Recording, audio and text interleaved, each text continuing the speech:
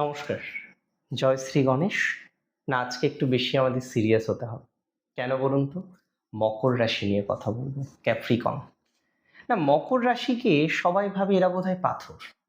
পরিশ্রম করতে করতে নিজেদেরকে এমন একটা জায়গায় নিয়ে যায়, সবাই ভাবে এদের মনে হয় শরীরটা লোহার বড়মের। কিন্তু ওই লোহার বড়মের নিচে যে একটা জীবন্ত প্রাণ আছে, সেই কথাটা অনেকেই হয়তো ভুলে যান। লোহার বর্মটার নিচে যে একটি ভীষণ নরম স্পর্শকাতর হৃদয় ছটফট করছে, সেই খবরটা সত্যিই বোধহয় কেউ রাখে না। এরা সবার কাছে চায় কি জানেন? তিনটে জিনিস। একটা হচ্ছে নিরাপত্তা, একটা হচ্ছে শৃঙ্খলা, আর একটা হচ্ছে সমাধান। এই বিশাল পাহাড়ের মতো দাঁড়িয়ে থাকা মানুষটি যখন ভেঙে পড়তে চায়, যখন ভেঙে পড়ে, তখন তাকে ধরে রাখার কোনো শক্তপোক্ত হাত এরা কিন্তু খুঁজে পায় না। আজকে আলোচনা করব মকর রাশির মনের কথা, মকর রাশির মনের খবর। যে মনের খবর কেউ হয়তো রাখে না, যে মনের খবর কেউ হয়তো জানেই না। আজকের এই ভিডিওটি আপনি যদি পুরোটা দেখেন এবং আপনার রাশি যদি মকর হয়, আপনি ভাববেন, আপনি একবার হলেও ভাবতে বাধ্য হবেন, আপনি কি করে জানলেন। আর নাম্বার দুই, যার রাশি মকর নয়, সে হয়তো কোনো বন্ধুর জন্য ভিডিওটা দেখছেন, কোনো প্রিয় মানুষের জন্য ভিডিওটা দেখছেন। এটুকু বলতে পারি, এটুকু কথা দিতে পারি, আপনার পার্সপেক্টিভ চেঞ্জ হয়ে যাবে। আপনার প্রিয় মানুষটির সম্পর্কে কনসেপ্ট, ধারণা পরিবর্তন হতে বাধ্য। দেখুন, মকরের অধিপতি হচ্ছেন শনিদেব। সংযম, কঠোরতা, কঠোর বাস্তব, সময়কে গুরুত্ব দেওয়ার অদম্য ইচ্ছা এই রাশিটির মধ্যে আছে। পৃথ্বীতত্ত্বের রাশি তো সহ্য করতে পারে, অসীম সহ্য ক্ষমতা, কঠিন আঘাত সহ্য করেও দাঁড়িয়ে থাকতে পারে মকর রাশি। মকরের সিম্বলটা দেখেছেন? Sea goat.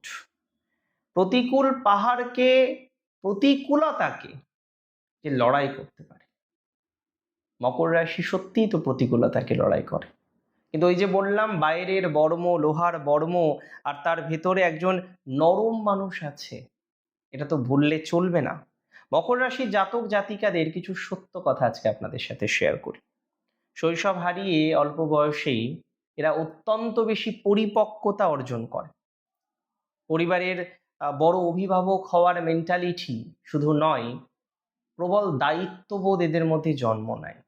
তাই তো আমি দেখেছি মকর রাশির সব থেকে বড় ট্র্যাজেডি, এরা কোনোদিনই মনের মতো শৈশব বা মনের মতো কৈশোর উপভোগ করতে পারে না, সত্যিই পারে না। খুব কম বয়সেই, যেটা আমি বললাম, পরিস্থিতির চাপে হোক, পরিবারের দায়িত্বভারে এরা বড়দের মতো চিন্তা করতে বাধ্য হয়।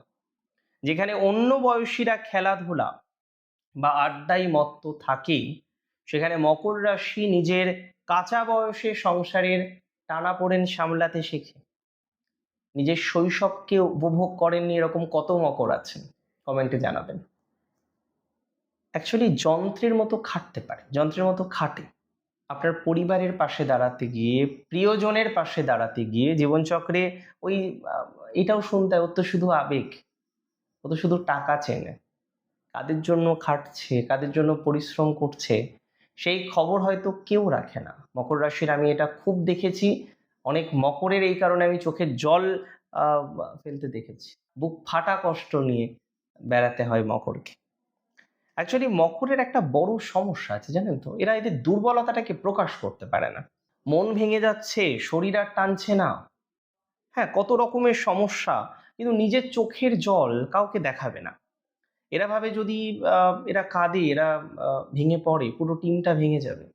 সাময়িকভাবে বিমর্ষ হয়, কিন্তু হতাশ পুরোপুরি হয়ে গেল এটা আমি মকরের ক্ষেত্রে দেখি না। তবে এরা মনের উপর খুব অত্যাচার করে, এদের মনকে খুব চাপ দেয়, না করতেই হবে তোমার। মকর রাশির মধ্যে এই যে দুর্বলতা প্রকাশ করতে না পারা, এটা একটা বড় সমস্যা। দুর্বলতা কিছু কিছু ক্ষেত্রে প্রকাশ করতে হয়, কারণ এই দুর্বলতা প্রকাশ করতে পারেন না বলে কত দায়িত্ব এক্সট্রা নিয়ে চলছেন, সে কথা ভেবেছেন কখনো? কত রেসপন্সিবিলিটি এক্সট্রা নিয়ে চলেন আপনি, কত রেসপন্সিবিলিটি আপনাকে এক্সট্রা নিতে হয়। ভাবুন তো একটু বিষয়টা, যে আমি ভুল বলছি কিনা। মকর রাশির জাতক জাতিকাদের জীবনের সব থেকে বড় ট্র্যাজেডিটা এবার আমি আপনাকে বলবো। আপনারা একটু শুনে অবাকই হবেন। তিল তিল করে ছাদ তৈরি করে, তিল তিল করে নিজের একটা আস্তানা তৈরি করে, একটা মাথায় ছাদ তৈরি করে। দিন শেষে সেই জায়গায় নিজেই থাকতে পারে না একদম। বহু মকর রাশি জাতক জাতিকারা আছে নিজের বানানো বাড়ি থেকে বেরিয়ে আসতে হবে। মকর রাশি জাতক জাতিকারা আমি খুব কষ্ট পাই, অবাক হই, এই যেটা বললাম, তিল তিল করে ছাদ তৈরি করে কিন্তু সেই ছাদে তারা দাঁড়াতে পারে না। তিল তিল করে ছাদ তৈরি করে কিন্তু সেই ছাদে তারা নিজেরাই স্থান পায় না। বহু ক্ষেত্রে মকরের সেম ঘটনাটা দেখেছি, সেই কারণেই বলছি। বহু ক্ষেত্রে এই ধরনের ইভেন্টগুলো মকরের বারবার বারবার আসে।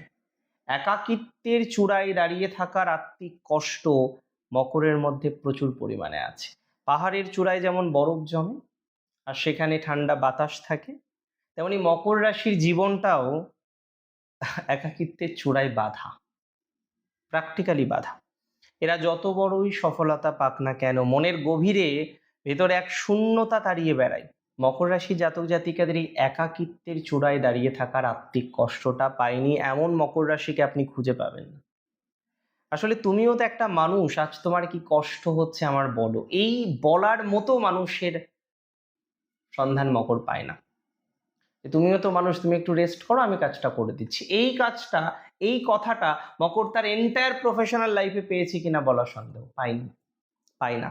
অতিরিক্ত আত্মসংযম, নিজের শখগুলোকে জীবন্ত কবর দেওয়া। মকর রাশি জাতক জাতিকার একটা জামা বা জুতো কেনার আগেও না 10 বার ভাবতে বাধ্য হয়। সংসারের এই টাকাটা বাঁচালে হয়তো ছোট ভাইয়ের কাজে লাগবে, সন্তানের কাজে লাগবে। নিজের জন্য খরচ করাকে এরা রীতিমতো সেই অপরাধ মনে করে। ছোট ছোট অপরের শখ পূরণ করা, কিন্তু নিজেদের শখ পূরণ করে না। ঘুরতে যাওয়ার ইচ্ছাটা আস্তে আস্তে কমে যায় এদের। বছরের পর বছর অলক্ষ্যে নিজের ইচ্ছাগুলোকে, নিজের প্রায়োরিটিগুলোকে খুন করতে শুরু করে দেয় মকর। বয়সকালে এসে দেখে সংসার সেজেছে কিন্তু নিজের শখগুলো স্রেফ ছাই হয়ে গেছে, একদম রীতিমতো ছাই হয়ে গেছে।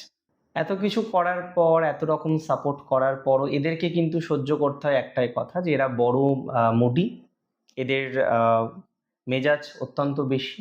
আসলে এদের সিদ্ধান্তের পেছনে এই যে স্যাক্রিফাইস করা, ঘুরতে না যাওয়া, এগুলোর পিছনে আমি বারবারই দেখেছি একটাই হচ্ছে বিষয়, যেটা সব থেকে ইম্পর্টেন্ট, মানুষকে বা নিজের মানুষকে বিপদ থেকে বাঁচানোর একটা গভীর আকুলতা, গভীর ব্যাকুলতা। মকর রাশি জাতক জাতিকাদের কিছু কথা বলি, খুব মন দিয়ে শুনবেন, 3টে অ্যাডভাইস দেব। নিজের জন্য একটু বাঁচুন প্লিজ, নিজের জন্য সময় রাখুন, নিজের শখ আহ্লাদের জন্য সময় রাখুন। বিশেষ করে মকর রাশির নারীদের বলছি, মকর রাশির মায়েদের বলছি, প্লিজ নিজের কথা একটু ভাবুন। সবার কথা ভেবেছেন, আবারও ভাববেন আমি জানি, বাট নিজের কথাটা একটু ভাবুন। আর আবেগটা প্রকাশ করুন, আপনারও খারাপ লাগে সেটা বলুন, আপনারও কষ্ট হয় সেটা জানান। শক্ত থাকার মিথ্যা বর্মটা মাঝে মাঝে খুলে রাখতে হবে, এটা খুলে রাখাটা ভীষণ দরকার। এটা যদি খুলে রাখতে পারেন, জীবনচক্রটা অনেক ডেভেলপড করবে। আমি আপনাদের 2টো স্পিরিচুয়াল টিপস দিতে চাই। প্রতি শনিবার একটু সরিষার তেল বা তিলের তেলের প্রদীপ প্রজ্বলন করুন। অনেকেই বলবেন দাদা কি হবে, করুন না, একটু মেডিটেশন হবে, একটু ভক্তি বাড়বে, একটা অভ্যাস তৈরি হবে, একটা রেগুলার অভ্যাস তৈরি হবে, সেটাও অনেক। নিজের জন্য 2টো কথা ভাবতেও পারবেন, মন্দিরে গিয়ে বসলে মনটাও শান্ত হবে, করুন না এটা। আর সেকেন্ড যেটা আমি আপনাকে বলবো, দুস্থ সহায় সম্বলহীন মানুষদের কিছু দান করুন, তবে নতুন কিছু দান করার চেষ্টা করবেন। আজকের ভিডিওটি আপনার কেমন লাগলো আমাকে জানাবেন কমেন্টের মাধ্যমে। আর আজকের ভিডিওর কথাগুলো সত্যিই কি আপনার মন ছুঁয়ে গেছে? যদি সত্যিই মন ছুঁয়ে যায় আমাকে কমেন্টে জানাতে ভুলবেন না কিন্তু। জয় শ্রী গণেশ।